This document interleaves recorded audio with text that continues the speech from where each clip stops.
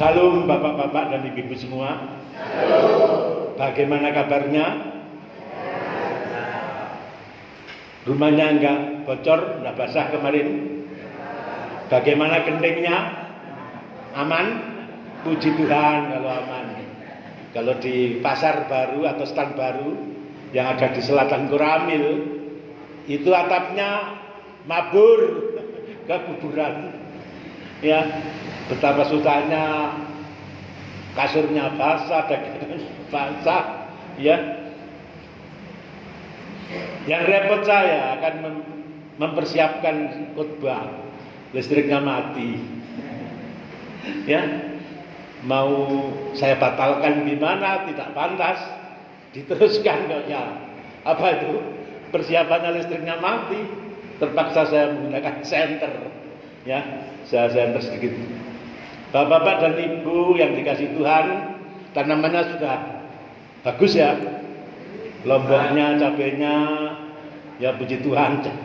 Jangan sampai mati, mudah-mudahan baik. Pasti diberkati Tuhan asal kita selalu mendekat pada Tuhan. Amin. Ya. Bapak-bapak dan ibu yang dikasih Tuhan, tadi kita telah mendengarkan bacaan yang pertama Yunus, kedua Korintus, dan yang ketiga Markus, ya. Kita semua telah mendengarkan di mana umat Kristiani kita diwajibkan untuk memulihkan keutuhan ciptaan Tuhan ini. Memulihkan. Apa dunia ini sedang sakit Bapak-bapak, Ibu-ibu? Kira-kira kok dipulihkan? Apa tidak betul? Kira-kira dunia sekarang ini betul atau tidak betul? Tidak betul, ya. Oleh sebab itu perlu dipulihkan. Apanya yang tidak betul? Ya kehidupan manusianya, ya alamnya, ya budayanya. Ini serba menyimpang dengan firman Tuhan, ya. Di mana banyak kerusakan alam mengakibatkan banjir, di mana budaya yang tidak ada etika, yang tidak ada kesopanan, ya, satu dan lainnya saling menghujat, satu dan lainnya saling bermusuhan. Inilah bahwa dunia kita ini sedang sakit, tidak hanya di Indonesia saja, dimanapun, ya.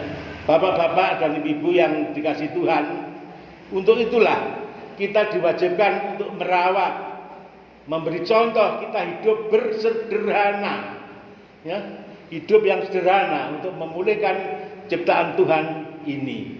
Karena biasanya dunia yang rusak ini karena manusia ini hidup di dalam komersialistis, hidup yang komersial, hidup yang tidak itu dibutuhkan, dibeli. Misalnya pendapatannya hanya 1 bulan 2 juta misalnya, yang dibeli melebihi dari 2 juta. Mestinya make up pakai bedak biasa yang ini yang luar negeri, ya. Biasanya makan ini tahu tempe, sayur singkong, sayur luntas, sayur ketela, bisa ramban di halaman kita. Kita ingin makan capcay, kita ingin makan nyambe. Ya, itulah komersialistis atau ya, semestinya tidak usah dibutuhkan sehingga menimbulkan keluar banyak. Ya boleh sekali-sekali, ya. Pokoknya tidak hidup yang terus-menerus. Wah, sekali-sekali ya apa sih rasane takdir itu buyung gimana? Ya coba ajar rezeki. Kemudian terus-menerus sehingga antara pemasukan dan pengeluaran jomplang, sehingga menimbulkan hidup yang tidak seimbang. Bapak-bapak dan ibu-ibu yang dikasih Tuhan, di dalam kitab Yunus 3 ayat 1 sampai 5 dan 10 tadi, ini Yunus diperintahkan oleh Tuhan yang untuk pergi ke Niniwe. Niniwe ini adalah suatu kota yang sangat besar, suatu kota yang ramai, penuh dengan dunia. Kalau zaman sekarang ini gemerlapan, kalau dulu ya wah gitu kota Niniwe itu, ya. Sekarang dunia yang sedang menuju ke gemerlapan di mana saja, yang biasanya tidak pernah. Di Saudi Arabia biasanya tidak ada dugem, sekarang ini ada dugem. Di Arabia dulu manusia harus berjilbab, sekarang tidak, ya. Dan di negara Arab biasanya tidak ada orang jual pohon Natal, ya. Sekarang bertebaran. Kalau dulu ditangkap, itulah sudah menuju ke lebih maju. Apakah ini termasuk hal-hal yang baik atau yang tidak? Tentunya tergantung kepada kita yang membelinya. Bapak-bapak dan ibu yang dikasih Tuhan, Yunus juga begitu, ditugaskan oleh Tuhan untuk ke Niniwe, supaya Niniwe ini, bangsa Niniwe ini mengadakan pertobatan karena hidupnya sudah tidak sesuai dengan kehendak Tuhan.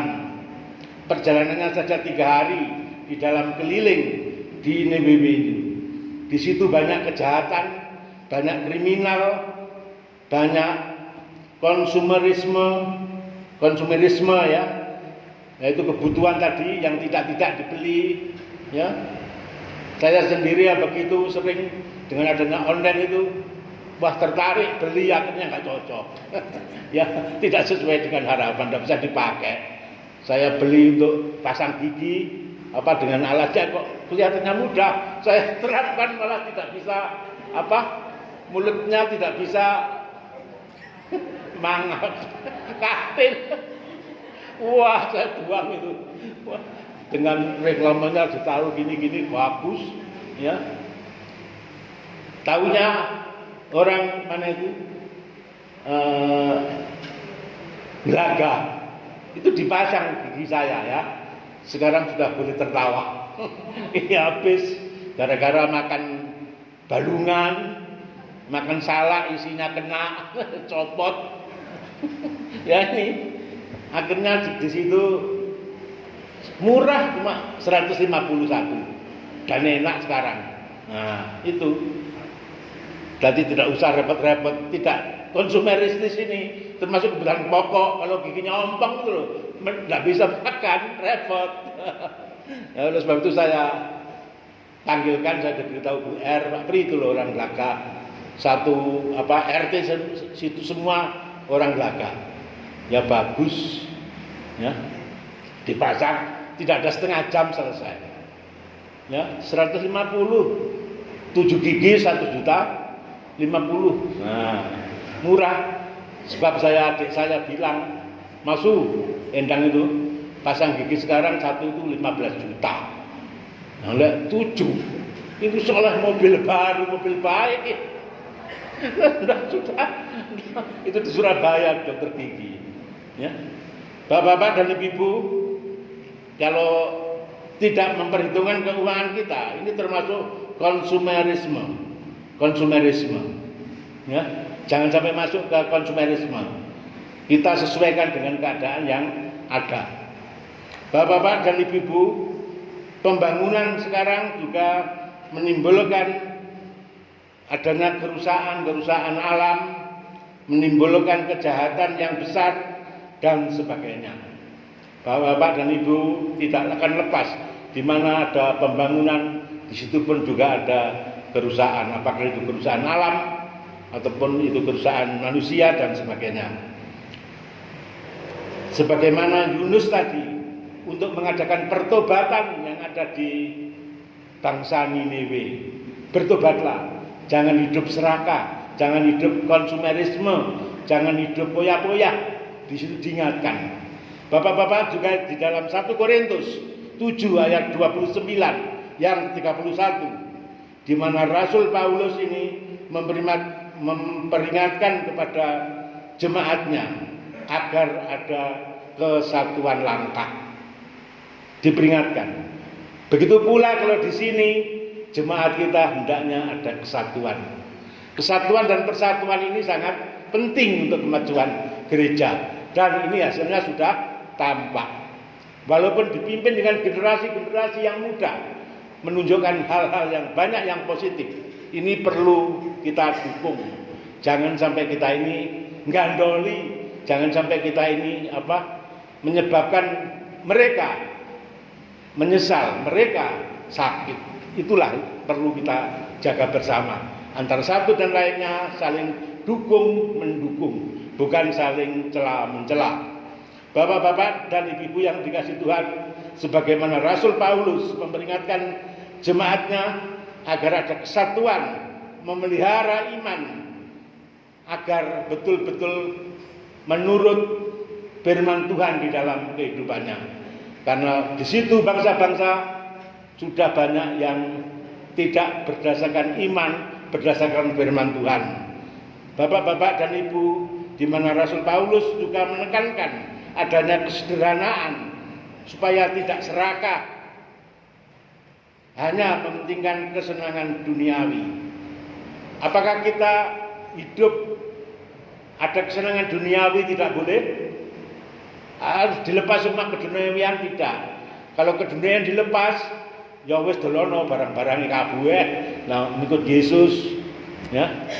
Tidak usah mikir barang-barang, ya. Kalau sekarang ikutlah pekabaran Injil. Barang-barang kita di rumah kita jual. Anggaplah istri itu tidak ada. Anggaplah dunia brono itu tidak ada. Anggaplah tadi sebagai firman tadi, anggaplah apapun yang ada di dunia tidak ada. Kita mementingkan Tuhan saja. Bukan demikian kalau pada saat ini. Kita harus ada keseimbangan antara kehidupan duniawi dan rohani. Bapak-bapak dan ibu yang dikasihi Tuhan, barang dunia boleh, namun juga harus selalu diucapkan bersyukur, karena ini adalah pemberian daripada Tuhan. Disinilah Rasul Paulus memperingatkan pada jemaatnya. Sedangkan di bacaan Markus tadi ayat bab 1 ayat 14 sampai 20, di mana perjalanan Yesus menyusuri danau Galilea. Yesus di sini datang bukan mencari orang yang tidak merasa berdosa. Yesus datang mencari orang yang hebat. Yesus datang bukan mencari orang yang kuat, namun dia mencari orang-orang kecil di dalam kehidupannya. Karena orang-orang kecil itulah pusat dari kesengsaraan, pusat dari penindasan, pusat dari hidup serba keserakahan, akibat hidup keserakahan. Ya, coba bayangkan kalau zaman sekarang banyak yang dikorupsi, akhirnya yang menanggung masyarakat kita hidup yang susah. Itulah bapak-bapak dan ibu-ibu yang dikasihi Tuhan, Yesus datang menjumpai kepada para nelayan kecil agar dia mengikuti perjalanan Yesus di dalam pekabaran Injil,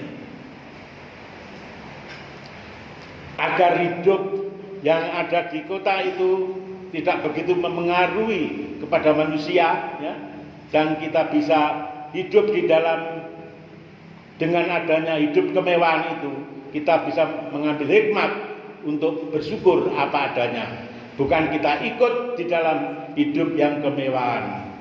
Bapak-bapak dan ibu-ibu yang dikasihi Tuhan, Yesus mengabarkan kabar sukacita tentang kerajaan Allah. Kerajaan Allah. Yang dimaksud kerajaan Allah itu apa, Bapak? Kerajaan Allah. Apa bedanya dengan kerajaan surga? Kerajaan Allah yaitu kerajaan yang ada di dunia. Kita sebagai orang yang percaya di dunia ini, inilah merupakan kerajaan Allah. Namun kalau kita mati, kita nanti hidup di surga. Kita sebagai warga kerajaan surga. Itulah bedanya. Jadi antara kerajaan Allah dengan kerajaan surga ini berlainan. Bapak-bapak yang dikasihi Tuhan, Yesus menjumpai orang-orang yang kecil, nelayan, yang hidupnya juga susah, agar dia ini dipulihkan, ada sukacita, ada damai, dan ada sejahtera. Dia mengikuti Yesus. Dia memanggil Simon dan Andreas untuk mengikuti perjalanannya, yaitu menyebarkan Injil Allah, berita sukacita kerajaan Allah, agar kita bisa hidup yang sederhana untuk merawat kehidupan di dunia ini pada saat ini. Janganlah hidup yang konsumerisme. Mari kita hidup dengan kesederhanaan kita. Paket biyen ya wis sederhana lho, Pak. Mangan yo tahu tempe sambel ngono ae kok. Dikon sederhana kok apa maneh. Mangan wis sederhana, Pak. Wong ramban telo, ramban godhong puhung. Luntas, percaya itu. Kalau ndak ada sayur, godhong kates ono. Sambel sana. Godhong kelor ada. Nggak usah beli ke bakul. Bapak-bapak dan ibu-ibu yang dikasihi Tuhan, dengan demikian marilah kita mengikuti anjuran Yesus. Di mana Simon dan Andreas ini mengikuti perjalanan Yesus dan tidak hanya dijadikan penjala ikan, tetapi dialihkan tugasnya menjadi penjala manusia. Itulah, bukan orang hidup lalu jalan-jalan di jalan lalu dijala gitu, enggak. Itu kan kiasan. Ya, ada orang dijala, ada orang di jalan, enggak. Di sini adalah kiasan, yaitu mengenalkan orang-orang yang tidak kenal dengan Yesus agar dijaring, agar dia mengenal berita sukacita, damai dan sejahtera. Disitulah Bapak-bapak. Hidup yang sederhana inilah untuk merawat kehidupan yang ada di dunia ini. Bapak-bapak dan ibu-ibu yang dikasihi Tuhan, di mana Simon Petrus dijadikan menjala manusia, sebagaimana di kitab Lukas sudah ada, nanti bisa dibaca sendiri. Dan juga pada waktu itu murid-murid Yesus sedang menjala ikan, ada angin ribut. Sebagaimana Lukas 8, muridnya takut dan dijumpai Yesus sedang tidur. Di mana murid-muridnya yang ada di kapal itu panik. Guru kok sedang tidur? Apakah nggak tahu kita ini akan tenggelam? Bagaimana kita akan mati? Dibangunkan. Tolong guru, bangun. Ombaknya besar sekali, anginnya bertiup. Guru, tolong kami. Pracayamu iku ana ing endi? Yesus bilang, angin, gelombang berhenti. Maka seketika itu juga berhenti. Sehingga orang-orang yang ada di dalam perahu, itu orang apa ya? Wah, hebat sekali dia. Betul-betul hebat. Ya, padahal sudah diajar berkali-kali. Bapak-bapak dan ibu-ibu yang dikasihi Tuhan, begitulah kehebatan yang telah dinyatakan kepada Tuhan Yesus. Dari 3 bacaan di atas ini, marilah kita ambil hikmatnya. Kita sebagai warga Kristiani, kita hendaknya hidup yang sederhana di tengah-tengah bangsa yang bermegah. Ya, bangsa yang bermegah. Disitulah dengan adanya bersyukur kita akan menerima berkat. Tuhan memakai orang yang hidupnya sederhana untuk memberitakan kerajaan Allah, agar dunia dapat diselamatkan dengan cara hidup kita yang sederhana. Bapak-bapak dan ibu-ibu yang dikasihi Tuhan, kalau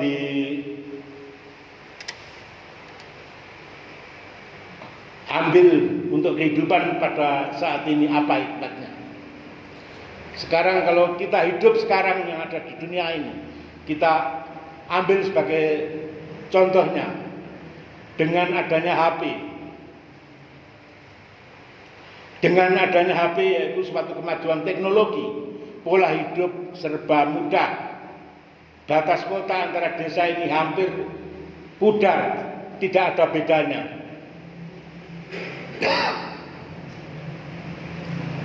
Dengan adanya HP ini, banyak orang berbelanja menggunakan online. Ya, sekarang ini loh, butuh terasi online datang, bebas ongkir sekarang. butuh apa ya, telur asin 10 buah cuma 30.000, datang sampai rumah. Harganya sama dengan di di toko-toko.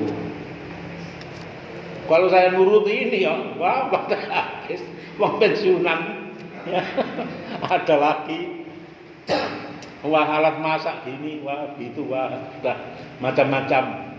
Yang saya beli cuma kunir bubuk, jahe bubuk, ya, untuk kesehatan, seger, ya, minum itu. Sebetulnya tidak usah beli ya, cukup nanam kencur, nanam kunir, jahe, buat sendiri untuk kesehatan. Nah itu mestinya. Bapak-bapak dan ibu-ibu yang dikasih Tuhan, dengan adanya banyak permintaan ini, maka juga banyak pabrik-pabrik yang stoknya kewalahan, produksinya semakin meningkat, sehingga rebutan memerlukan sumber daya alam dan sumber daya alam rebutan, yang menggunakan sumber daya alam, baik itu BBM-nya, baik itu bahan-bahannya, ya diantaranya nikel, boksit, litium, juga nikel dan sebagainya. Ini royoan datang ke Indonesia pesan di luar negeri itu. Dan program pemerintah stop produksi tambang, stop produksi apapun dibawa ke luar negeri, harus diolah sendiri untuk kesejahteraan masyarakat. Ya, untuk kesejahteraan masyarakat. Bayangkan kelabaan negara-negara di Eropa yang biasanya bisa membuat baterainya sepeda itu loh, sepeda listrik, baterainya HP, kelabaan, tidak ada bahannya. Gimana sih Indonesia itu? Nego-nego dan Pak Jokowi tidak, tetap kita olah di Indonesia, agar rakyat kita ini makmur. Itu kalau sudah berjalan, BBM diolah sendiri, nikel, litium, ya boksit, dan bahan-bahan untuk kapal terbang dan sebagainya, itu per orang bisa disubsidi 10 juta per bulan. Kaya raya Indonesia sebetulnya, karena ini digadaikan dulu, sejak zaman dulu. Dan sekarang ini oleh pemerintah stop hilirisasi. Kenapa Pak Saryono hilirisasi ini Pak? Contohnya dalam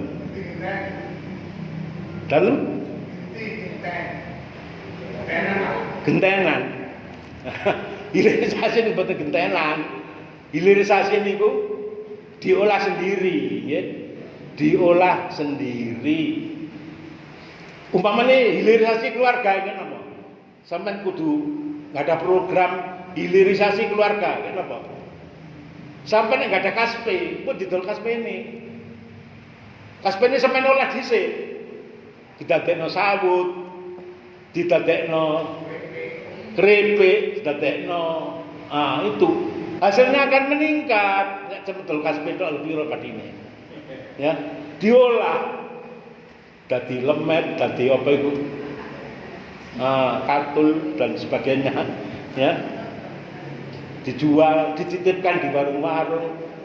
Sekarang penjualannya pakai COD. Keren, diantar ada yang mengantar tukang. Nah itu Bapak dan Ibu. Ditingkatkan, itu hilirisasi, ditingkatkan. Didol mentahan. Tambang minyak itu didol mentahan. Bahan baku dibuang langsung ke orang luar negeri, diolah di sana, di luar negeri dikembalikan kalau jadi.